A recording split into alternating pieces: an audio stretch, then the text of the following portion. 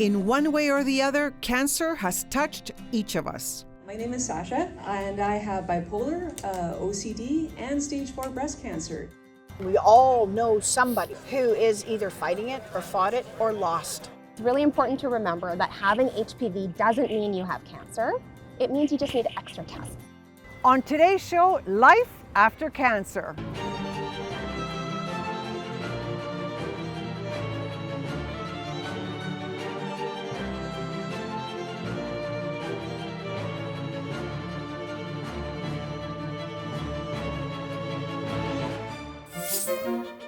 Two in 5 Canadians over 65 will face cancer. But with survival rates at an all-time high, a diagnosis is far from a death sentence.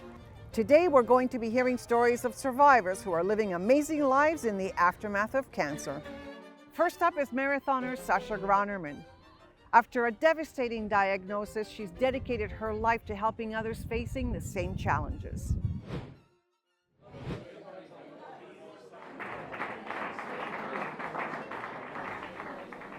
My name is Sasha, and I have bipolar, OCD, and stage 4 breast cancer.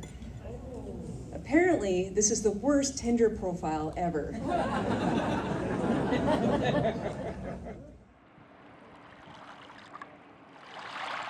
This one was the TC10K. That one just happened this past April, and I actually beat my time. Sasha spent years as an ultramarathoner and trainer. Even through treatment, she's continued to run. This one here is the Goddess Run one. My mom and I did it together. She's 68, so it was so much fun, so yeah. Hearing your story, you were just someone I had to meet, because I think that your approach to life is incredible. You've really taken everything from it through your fitness, and now, of course, you've got new challenges. Mm-hmm. Can we touch upon what you're going through? In July 13th of 2018, I was diagnosed with early stage breast cancer, and I went through the usual treatments, chemotherapy. I had bilateral mastectomy with reconstruction, and then I later had hormonal therapy. In about October of 2020, I started getting some neck pain, and at that time I was 44 years old. I'm getting older, and it happens. As time went on, it got worse and worse, and I started losing feeling in my thumb and my arm and stuff. And at the end of March, I went in for an urgent MRI, and they found some lesions.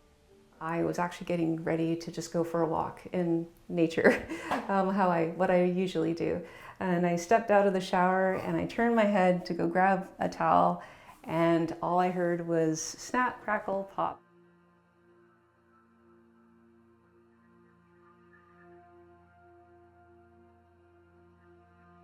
I didn't think in a million years that's what was going to be my life after that, is, having not just broken in one spot, but it was 2 spots, 2 vertebrae, and then having to be rushed to the hospital and then to another hospital where they can do the surgery. So it was a lot. So I got surgery. I had rods and screws put in through my C4 to my C7. It was really tough. That was a real test to my positivity and keeping with a positive attitude. That's chronic pain and conditions. Okay, these are the 2 really good ones. As time went on, I started getting more and more mobile. And I'm like, I'm going to Starbucks. I need to go to Starbucks. I need a real coffee. And we had one about 500 meters away, so I even mapped it out. I'm like, I can do this, and I got myself there, and yeah, that was probably one of the best days for a long time. How's it going? Good, how are you? Not too Good.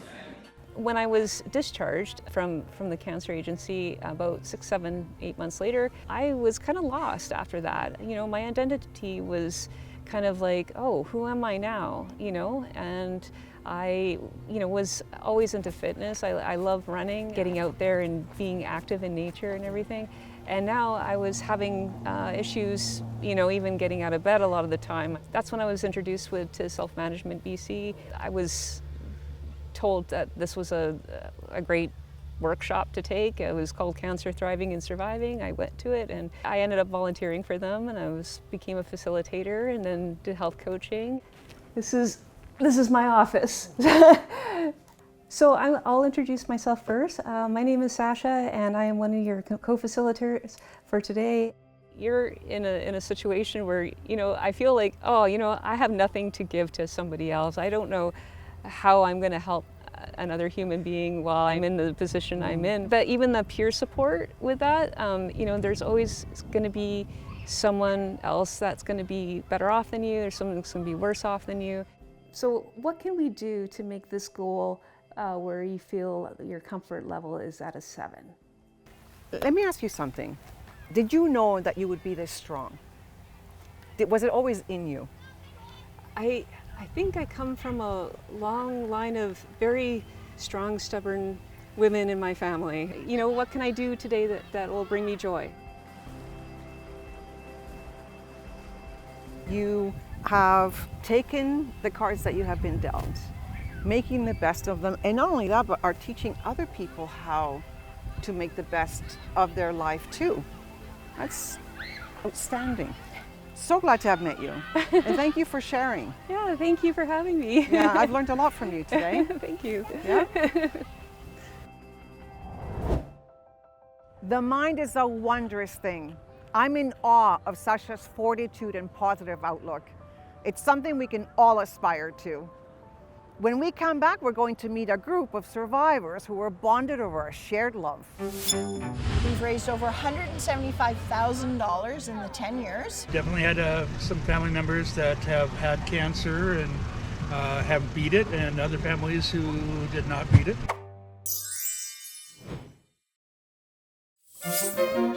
We're meeting Zoomers who have faced a battle with cancer and come out the other side. Once you've had an experience with cancer, you'd be shocked to find how many people around you have had their own battles with this terrible disease. Videographer Dean Atwell went to Comox to join a group of cancer survivors who happen to be off-roaders. It's just a fun event of a whole bunch of 4x4s that get together, go out on trails, have fun, and then come back and spend money and raise money. That's good.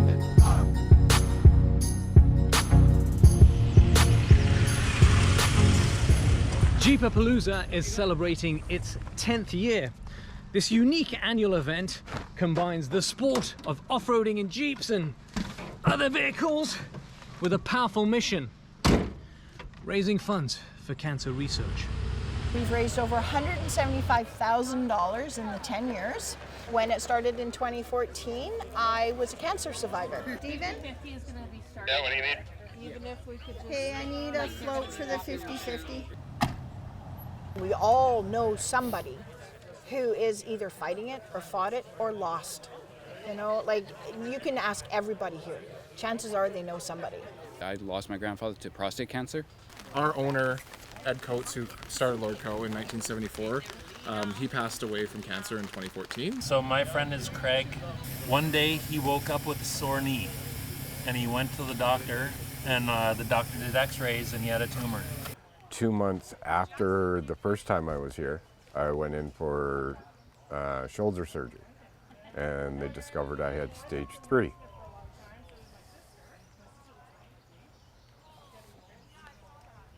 Still kind of tough every time I talk about it.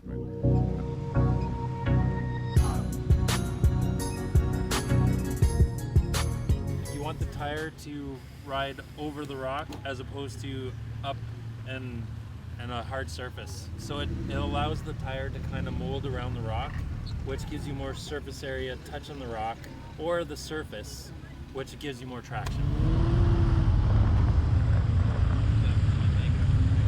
We're basically at the center of the island, and then Souk and Victoria is down here. That triangle is us, and Three Little Pigs is this trail in blue coming all the way around here. The road that we're on right now is an active logging road. Yes. So radios are necessary because there's actually channels and frequencies, and you have to call that you're on the road.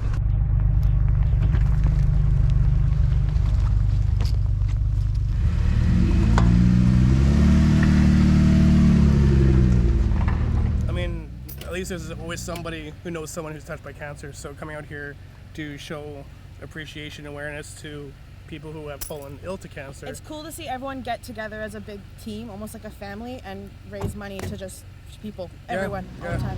Cancer's huge, so. How's it going so far?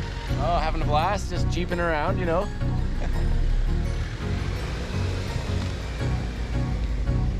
Well, the Jeep community tell me here that it's not just about the thrill of the ride, it's about the hope and support generated for those battling cancer. On Vancouver Island, Dean Atwell. What a truly incredible place of healing, not just for the survivors, but for those who've had cancer touch their lives. Here at Zoomer Media, host, columnist, and my friend Libby Znaimer has had her own battles with cancer more than once and beaten all the odds. Libby Znaimer, I'm a broadcaster and journalist. The reason I'm here is a very extensive and successful experience as a cancer patient. I recently completed treatment for my third primary cancer, which was stomach cancer. The Canadian Cancer Society handed out 5 big grants for the forms of cancer that have the lowest survival rates. One of them, actually the lowest survival rate, is pancreatic cancer. I first had breast cancer back in 2006, and then 2 years later I was diagnosed with pancreatic cancer, which is usually a death sentence. I have a genetic mutation. It's a BRCA mutation. I carry a mutation called BRCA2. It affects mostly Ashkenazi Jews. I'm an Ashkenazi Jew. 1 in 40 Ashkenazi Jews carry a BRCA mutation. There's a lot of Ashkenazi Jewish people walking around carrying a gene that puts them at increased risk for cancer, and they don't know. And we'd like to see people choosing to be tested so that they can identify whether they are at risk, so they can do something to prevent cancers. Frankly, with the pancreatic cancer, when I was diagnosed, I mean, we all thought I was going to die. That's what happens. People die of it. It's a question of how long. So when the drugs started working and I was surviving, it was, wow, it was great. After 3 separate cancers and months of treatment, Libby is once again back at work. Really, it's a very, very terrible, tough disease with a low survival rate, and we need better treatment and we need earlier detection too. But I think that it's up to us to find ways to facilitate and to make it accessible to as many patients as possible. Thank you. When we come back, we'll take a look at how advances in preventative medicine are helping us detect cancers earlier. But first, our regular feature with Chef Julian Bond. He's back in the kitchen cooking healthy, affordable, and Zoomer-friendly recipes. And as a cancer survivor himself, he totally understands the value of nutrition on the healing journey. Hi everybody, welcome to Granville Island here in the heart of Vancouver. One of the busiest food markets in North America, but it's also one of the best. This store is called the Stock Market. Why is it called Stock Market? Because they make fantastic, amazing stocks. I'm gonna get chicken bone broth. This is where they take the elements of chicken stock, you see the difference? But now I'm gonna cook it with a lot more meat. This is made with the bones of the chicken. This is made with the entire chicken. It's got the skin in there. It's got the collagen. Nutritional, it's like nectar. So when I was going through chemo, we had to think about what foods I can get inside me fast, nutritious. And as I look at this table, it brings me back to smoothies. Every smoothie I make, to get those vegetables in there, it has to have kale. This is really hard to digest, but if you puree it up in a blender, along with all these different varieties, you can make yourself a superfood puree that's going to keep you sustained.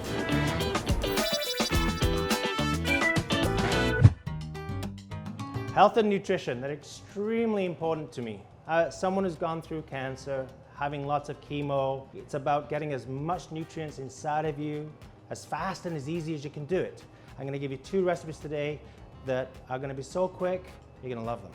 When you do kale, make sure you take off that heavy fibers and just the leaves. Carrots, you can pre-grate them if you don't have a really good blender. Strawberries, as many as you wish. Blueberries, all those antioxidants. And apple juice.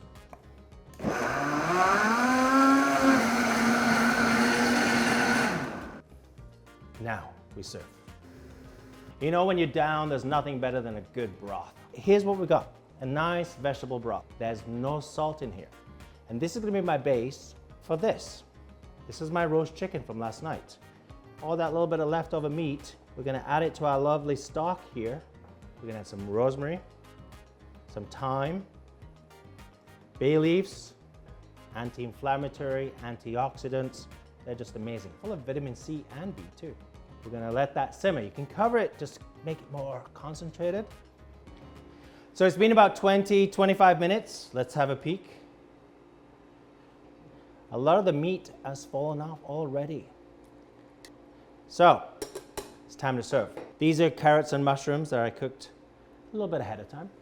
I'm gonna put that into my cup. Put a little bit of parsley in there, because food has to look pretty with your eyes. Grab some broth and just pour right into my cup. And there we have lovely, warm, and healthy chicken broth.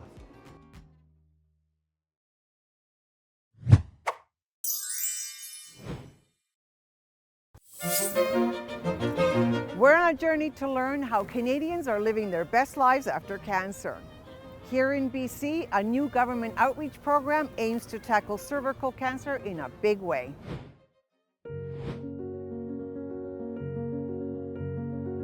Dr. Lily Proctor is the medical director of BC Cervical Cancer Screening Program. I want to talk to her about a new self-test kit that can catch and maybe even prevent cervical cancer.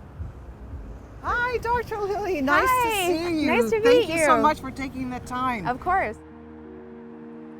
So cervical cancer is actually caused by a virus. It's caused by the human papillomavirus, or HPV. Once you have HPV, most people get rid of it. 80 to 90% of people will clear the virus in 2 years.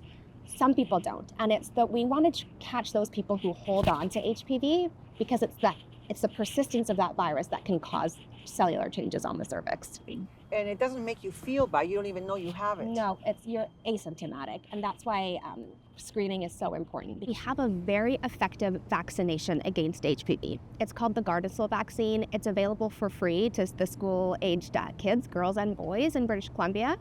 And it works very, very well. There are studies showing that the prevention of cervical precancer and cancer is significant. So here we have the cervix self-screening test. It's an HPV test. This is the kit you would receive in the mail.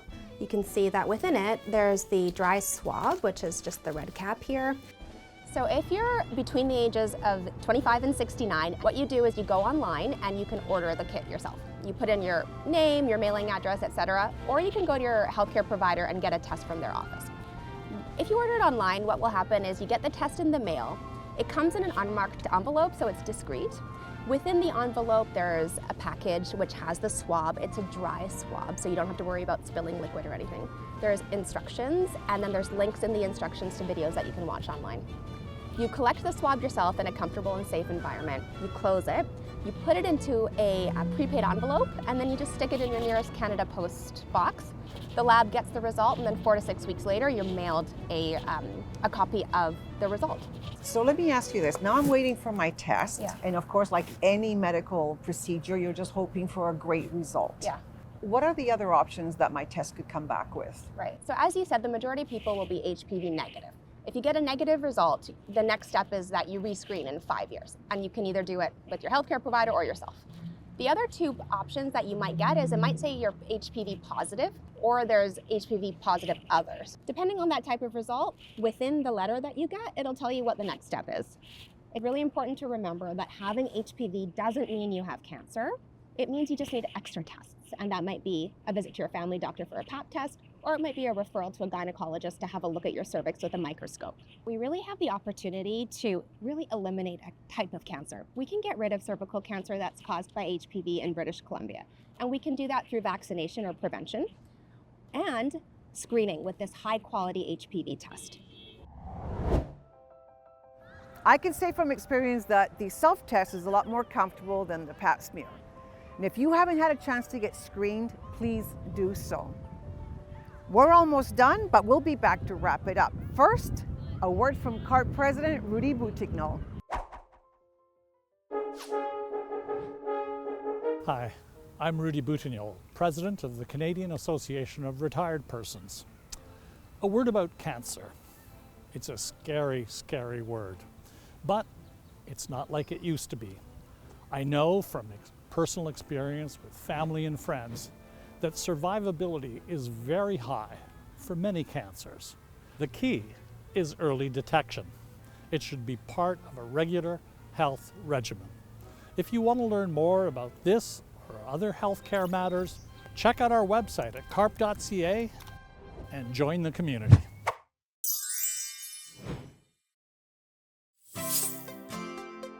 Cancer is a scary thing. I'm impressed and inspired by the people that we met today. And I only hope that I can be like them if I ever faced a serious health crisis. And that's the show. Remember, as our Carpe President Moses Neimer always says, the best way to keep going is to keep going. So carpe diem and seize your day.